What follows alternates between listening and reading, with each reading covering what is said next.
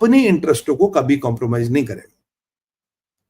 और भाई साहब, Bharat is a old civilisation, Bharat का एक सिविलाइजेशनल इतिहास है, भारत का एक सिविलाइजेशनल सोच है, भारत की एक सिविलाइजेशनल मान्यता। आज भी राजनाथ सिंह जी को कुर्ते पजामे में थे। हमारा ड्रेस को हम सूट टाई लगा के गोरों की कॉपी नहीं करते, हमारा कुर्ते पैजामे में जाते हैं, बिल्कुल जहाँ खादी में पहनने वाले लोग हैं बिल्कुल वैसे जाएंगे। हम आपको कॉपी नहीं करेंगे, और हम ये भी नहीं अपेक्षा करते आप कॉपी करें। क्यों? हमारा एक सिविलाइजेशन है, वो सिविलाइजेशन इथॉस इतना बड़ा है। I don't have to look good by wearing a suit and tie and a blazer, no. If I have to look good, I can even look good in this. I can look good in this. That is what Modi ji और राजनाथ जी ने और मोदी सरकार जब से एक नई चीज लगाई है। We are not aping West. We are not copying West. We are not copying your styles. We are not copying your attire. We are not copying your way of speaking. We are not even copying your looks. We are not copying your brands. हमें तुम क्या सोचते हो, क्या फर्क पड़ता है, वो नहीं फर्क पड़ता। ये आपको बताऊं, राजनाथ सिंह जी याद कीजिए, जब राफेल आए थे इन्होंने शस्त्र पूजा की थी। जब राजनाथ सिंह जी ने शस्त्र पूजा की थी, बहुत से लोगों को मिर्ची लगी थी, अरे ये शस्त्र पूजा क्यों कर दी।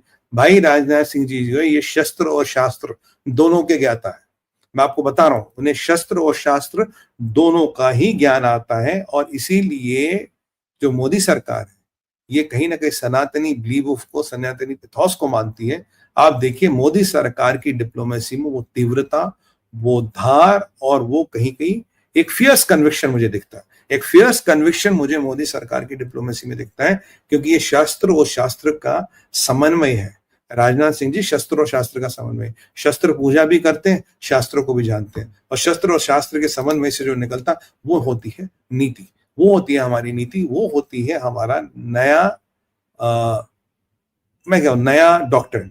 और भारत ने कहीं ना कहीं आप ये तो बोल ही दिया कि यार हमारी एक लिमिट है, इस लिमिट के आगे हम नहीं मानेंगे। जैसे पाकिस्तान को बोल दिया, अब की बार अटैक हुआ ना, ये कोई प्रॉक्सी वॉर नहीं होगी, ये फुल फ्लेजेड वॉर होगी। ये डोनाल्ड ट्रंप को भी बोल दिया मोदी जी ने, कह रहे देखो ट्रंप साहब ये मत कल को रोने आना कि इनको छोड़ दो, जिहादियों को, इनसे गलती हो गई, ये नॉन स्टेट एक्टर्स थे, ये हिजबुल के थे, ये इस जिहादी के थे, ये उस जिहादी के थे। अगर हम पे हमला हुआ, अगर हम पे हमला, हम सालों को घर में जाके मारेंगे। हम घर में जाके, ट्रंप आए कोई भी आए कोई फर्क नहीं पड़ता भाई साहब, ट्रंप हो कोई साहब हो, गोरे साहब हो, आप अपने घर में। बट अगर हमारे हितों का क्या हनन हुआ, we will go and hit you where it hurts. एक जियोपॉलिटिक्स में आप जो कल परसों से प्रकरण हुए, पाकिस्तान कहता रहा, मोदी जी बार बार कहते हैं मारेंगे मारेंगे मारेंगे। मोदी जी ने भी बोला, जयशंकर साहब ने भी बोला, अमित शाह जी भी बोले, अब राजनाथ जी भी बोले, मतलब सब लोग कह रहे हैं कि तुम्हें मारेंगे और देखो कब मारेंगे। इसे कहते हैं, what I called is, this is called as where you set the narrative in geopolitics, where you change your brand of politics, where you change your geopolitical image. आपकी geopolitical image बदल गई, आप वो geopolitical image आपकी पुरानी वाली नहीं है, जहां हाँ ठीक है देखते हैं करते हैं will retaliate, वो वाली geopolitics। आप एक अपनी छवि बनाना चाहते हो। मैं आपको पहले भी बोल चुका हूँ, एक बार मोसाड के चीफ से बोला, जो एक्स चीफ थे, 2-3 इससे पहले थे, तो एक रिपोर्टर जाता कहता sir we have come to know you are a killing machine, people talk to you as that you are a killing machine. वो कहता है it took us a lot of time energy and money to get that report, क्योंकि Mossad अपनी वो image बनाना चाहता था। मोसाड की उस इमेज से आज भी ईरान में डर लगता है, मोसाड की उस इमेज में आज भी उम्मत से डर लगता है, क्योंकि उन्हें पता अगर मोसाड जाएगा, Mossad will kind of eliminate you as and when they want. ये मोसाड की जो इमेज है, इससे डर लगता है।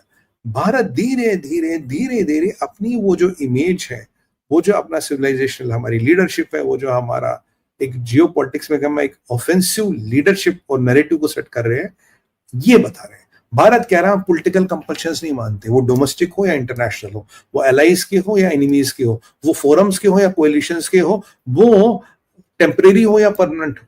ये बहुत बड़ी बात मैं आपको कह रहा हूं। अगर आप भारत की भी देखेंगे, मोदी सरकार की चीजें देखेंगे, वो सब चीजों कहता हम ये चीजें नहीं मानते। और सबसे बड़ी बात है भाई, ग्लोबल पीस गई घंटा लेने, तेल लेने।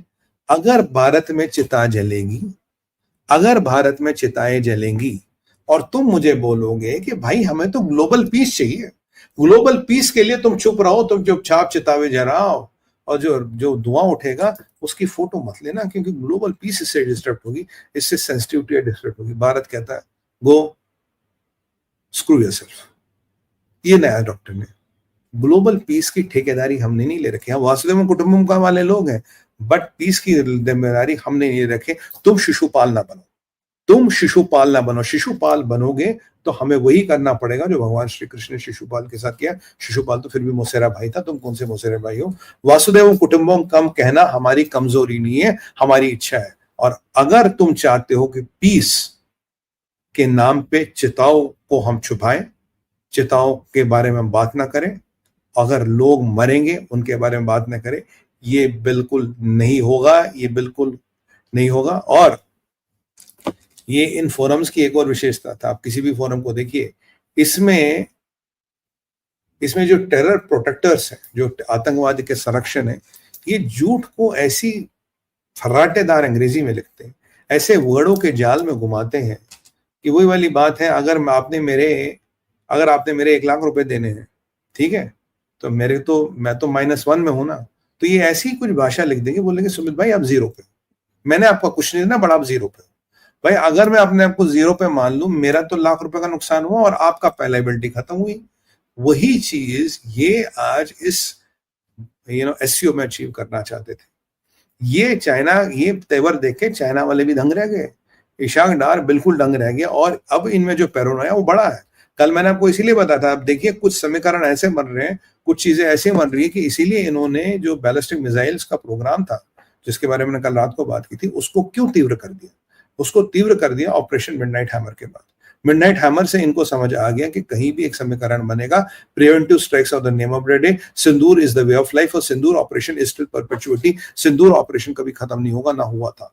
तो इस चीज से बचने के लिए, इन चीज के लफड़े में न पड़ने के लिए, इन्होंने अपने आईसीबीएम बनाने को चाइना से मदद लेके उनको यूएस तक ले जाने की कोशिश की, क्योंकि बात सीधी सी, अगर यूएस इजराइल का साथ दे सकता तो यूएस भारत का भी साथ दे सकता, इंटरेस्ट अगर म्यूचुअल है साथ देगा, तो तब ये किसके पास जाएंगे? चाइना देखो कभी इनके लिए नहीं लड़ेगा, चाइना कभी यूएस के सामने खड़ा नहीं होगा, रशिया और अमेरिका कभी आमने सामने खड़ा नहीं हो जाएंगे, दुनिया इधर की उधर हो जाए। इस डर को लेके तभी ये जो अमेरिका के इंटेलिजेंस के रडार में कैसे आई बात, अमेरिका के इंटेलिजेंस के पहले तो पता भी नहीं, सीडीसी पे बैन लगा चुके, उसमें बात कर चुके, पर ये जो इन्होंने अब फास्ट ट्रैकिंग शुरू कर दी, ये जो इन्होंने हवड़ा दपटी कर दी, इनके जो फैसिलिटीज में चीनी देखे गए, उसके बाद इन्हें लग रहा कि यार ये शाहीन वाइन को लेके उसका प्रोपल्शन सिस्टम वगैरह बदल के इसको आगे ले जा रहे हैं।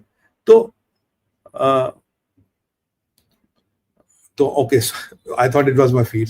तो वो लगा कि उनको लेके आगे ले जा रहे हैं। इसीलिए इन्होंने क्या किया, इसीलिए उन्होंने ये कल ये इंटेलिजेंस ने रिपोर्ट दी है। और अगर आप अमेरिकन इंटेलिजेंस की रिपोर्ट देखें, और जो अच्छी खबर ये है कि अमेरिकन इंटेलिजेंस और सीआईए कहता है ईरान की साइट्स का सब्सटेंशियल डैमेज हुआ।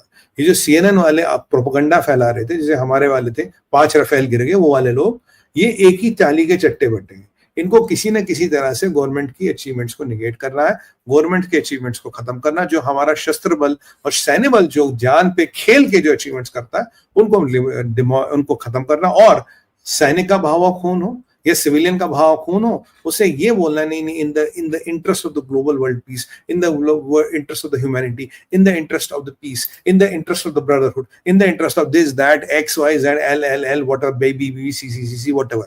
ये उसके चक्कर में इस कत्लो गारत को, उस बहते हुए खून को निगेट करते। खून नहीं बहा, पानी बहा, कोई फर्क नहीं पड़ता, आबादी बहुत है, फिर मरेंगे कुछ लोग, फिर बात करेंगे, वैसे भी अब की बार इतने मरे, वैसे भी इतने नहीं मरे, वैसे देखो पहले जो अटैक होता था इतने मरते थे, अब इतने मरते थे।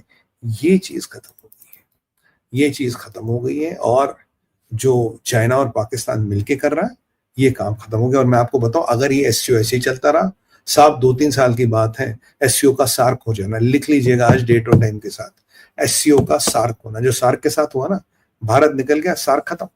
अगर यहाँ से एससीओ से भारत निकल गया, इनकी आधी हवा तो ऐसी निकल जाएगी।